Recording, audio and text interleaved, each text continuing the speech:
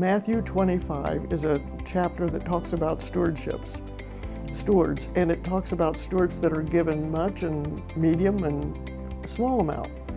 So we first have to say God gives us all something to steward, and when you grow it, you can do more.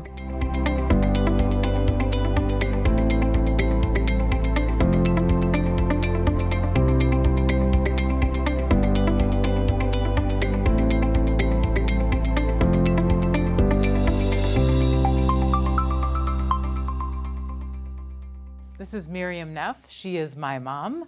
She's the founder and president of Widow Connection, and her background is in counseling. She has many years of counseling experience and has, I believe, about 15 years experience now being the head of a widow's ministry. And this is my daughter, Valerie Neff Hogan. And besides being creative and thoughtful and all of that, she has a law degree and a CFP degree, and is doing something else with Columbia Business School. But I think one of the things I'm so proud of and happy about is she has a great heart for generosity, and that's the key to the book we've written that we want to talk with you about today. Well, Miriam, you have said, and you've written a lot of books, that this is the most important book you've ever been part of. Why would that be? Well, I have written a lot, and with my background in counseling on emotions and devotional books and helping teens and all kinds of things, we need to be so much more focused on honoring God with our finances. And our culture has gotten so far from that. And we know now that more help goes to people that need it through Christian, not-for-profit churches. They're so much more efficient with a dollar than the government. So, and we pay taxes, we know we're supposed to do that, but it's important for us to realize that it is time for believers to step up and have their dollar go to God-honoring ways. So when we talk about generosity, we're talking about being able to look around and say, okay, who is doing ministry or serving orphans? And we both have I have adopted children as well as children born to me. Valerie has adopted children. There are many good places that you can help people. What does it take to help people? Sometimes it's money. Mm-hmm. So I think if we can grasp that this very important tool that God owns, but He's entrusted it to us, is something to do good, is to bring the gospel to more people, is to bring God's love to more children, to more orphans, to know that widows are cared for by God, to know that people in crisis around the world can experience love through what God has entrusted to us for a season. God deserves the glory, and I want that to go full out, full speed ahead, and Valerie has the same heart. So it's like we're on it. So that's why I think this is the most important book I've been a part of. I love how you say that, and think about that as generosity. You can partner with God in these, your churches or your Christian ministries, and they are more effective at really doing the help and helping than the government or other places, like you say. And so you can really have a lot of return on your investment in a powerful way, not only in a sense a financial return on your investment, but that emotional, the non-financial impact, which is really infinite in our return on investment that way, right? The spiritual return on investment in that way. You talk about different ways to invest our money, but you explain options. You don't give specific recommendations. That's correct. Well, first of all, Matthew 25 is a chapter that talks about stewards, and it talks about stewards that are given much and medium and a small amount. So we first have to say God gives us all something to steward, and we may wish we were the one that got 10, or we may be the one that got 1. But the lesson of Matthew 25 is that God intends it to be multiplied. And so we want people to be able to use their money to grow, and when you grow it, you can do more. Now, I didn't become so knowledgeable or passionate about this until my husband, Val's dad, went to heaven. And then I was overseer of a little bit. And I went to the library and I learned, and let me tell you, investing is fun. It is just fun, fun, fun. And we talk about, and we have whole sections in the book on this, about the terminology and these different places money can go, because some women aren't familiar with the terminology. And you need to know what a small cap, mid cap, large cap is. It's a toddler, a teenager, and an adult. That's our terms. And it's very descriptive. But there's equities, there's bonds, there's stocks, and then there's shoe boxes. Now, let's say that you're a steward and you have the one talent and you're just a little bit hesitant, so you put it in a shoebox. Read Matthew 25 and see what this steward did with that, and that didn't go well. I'll just say that. It didn't go well. And I think we need to talk about it because Christ talked about it, right? About half his parables were about money. He was talking about these things. And I think in some senses, the money is really not about the money. He knew it was going to grab our heartstrings and also enable us to be free or not, or which master are we serving? I mean, it has so many different implications spiritually for us. I think we had to talk about those things. With the investing, there's a lot of options, and a lot of people are very intimidated by the language.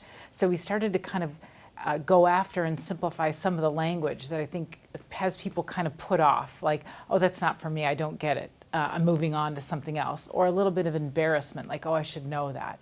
And we address that right on. Folks aren't born with the innate knowledge of all that terminology. I don't open a hood of a car and automatically know everything that's under there. I only know it when I have to pay for it. Then I'm going to learn it really fast. But these are things that there are just terms in the industry, and we break some of those down and just encourage folks, you can do this. This is knowable. I think some folks just feel so overwhelmed. And so we address that, and little by little, and you really don't need to know everything, but you need to know the essentials, I think. And if I could just piggyback on that, there are many people out there that would like to take what has been entrusted to us and take it from us, either fraudulently or by giving bad advice. And we have a chapter on how to pick a financial advisor. And for women, you need to make sure that they are listening to you, they know your risk tolerance, and they know your goals. And not only do they need to have listened to you and know those, they need to follow them.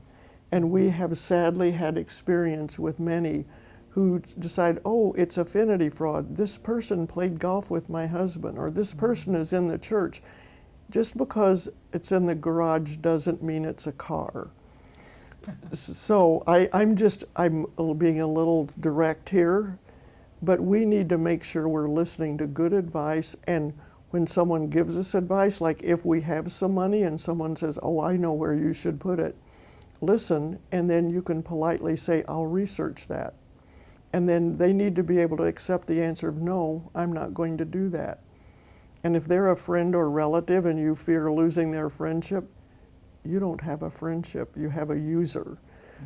So we're talking about wise women managing money. And this isn't just our opinion, we've seen stories just repeatedly. This is coming from heartbreaking story after heartbreaking story that we've addressed, and then some victorious stories. So we're speaking from those experiencing, just admonishing folks. Sometimes get a second opinion, be discerning, get godly advice, maybe from 2 or 3 counselors, as the Bible mentioned. The Bible, we just keep going back to it because it keeps on having such great wisdom for us here. Well, and I love one of the things Valerie frequently says is hit the pause button. And if someone is saying you need to do this, or it's this opportunity for this mutual fund is this door is going to close tomorrow, let the door close. Let the door close. Hit the pause button and do research, because you're the steward.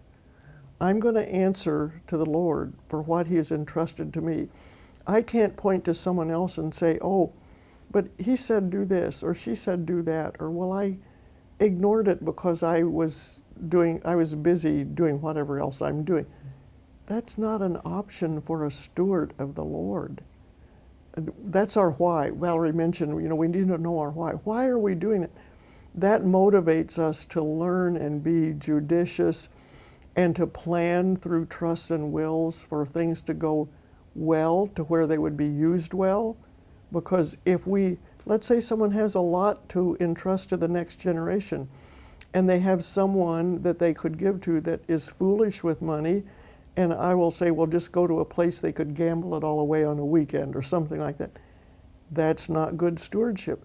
That's our why factor coming in again. Why are we doing this? We're doing it to honor God. It puts a whole new light on us wanting to learn and be faithful to what God has given us, just this window of opportunity, that what He's entrusted to us. So your book has 26 chapters. Can you give us an overview, an overall, of what you address? Yeah, I can give you a flyover of, first of all, we're kind of in the assess and just get a hold of things. So that section is going to be all about figuring out what we own and what we owe. And so in other languages, that would be assets and liabilities, right, in that industry language. Then we're going to talk about budgeting and making a spending plan and getting our arms around that and how we do that wisely. Then we're going to talk kind of nuts and bolts about, well, what about homeowners insurance and how much housing and what about car and all those different types of things. Then we kind of move into investing and what's out there and a little bit of description about those things. And then we move to things like estate planning, wills and trusts, benevolence, giving, generosity. And at the end, we kind of wrap our arms around now what has God wired you to do? When you walk through this process, where are you going to go out into the world and bless? Once you kind of move through that and have that confidence and are making inroads, getting stable and maybe a little bit of surplus, then what does God have? So that's kind of the flyover of the process and what we've written about there. And if I could add, there are women who might not want to read the chapter on cars because they're knowledgeable about that. They don't need to count the cost of insurance and all that. They might skip that. Or they might look at the chapter on emotional budget busters, because sometimes our emotions, heartstrings, someone's asking for money, we should be paying off our bill, but we want to give them that. Mm-hmm. They might, oh my word, my emotions are wrecking my budget plan. They might go there. So you can go to any chapter. They build on each other a little bit, but some are separate on a topic. Or you may say, well, all the stuff about the spending plan, I've got that down. But let me learn about investing in these different options and really get current on terms. So jump in wherever your need is. But I can tell you near the end of the chapter, we have one chapter on 8 habits of wise women managing money. And if you want to take a picture of that list and put it on your iPhone or tape it on your mirror, it's 8 habits that if you've got those, you know your why, and God is going to be smiling. Definitely want to recommend Wise Women Managing Money. Thanks to Miriam and Valerie. So definitely let us know, where can people buy this book? Sure. Well, Moody Publishers is the publishing house that helped us put that together. So on their website, but a lot of different websites too. Walmart, Amazon, Target, Christian Book. Lots of different places are listing that now, so should be able to pick it up at any of those. Wonderful. Thank you all so much for being here. And I love the fact that you're a mother-daughter team. Very sweet. We have a good time doing this. We do. Thank you. God is love, and love comes from God. In 1 John, the Bible tells us that God is not only all-loving, but that He actually is love itself. The heart of the Parent Compass television show is to bring the transforming love of God to families everywhere. In every Parent Compass episode, true stories reveal family struggles and how their lives were radically changed by the love of God. Parent Compass, an award-winning television series, is completely funded by people like you. If you have been touched by God and you want to share God's love to others, would you please pass it on? Jesus tells us to go into all the world and to tell about Him. With your donation, you allow us to take this television show into many different nations and in many different languages, free of charge. And a portion of your donation goes to Parent Compass Outreach to feed starving children. Your gift does so much. To make your tax-deductible gift, go to parentcompass.tv/donate. That's parentcompass.tv/donate. And thank you for sending love and hope around the world.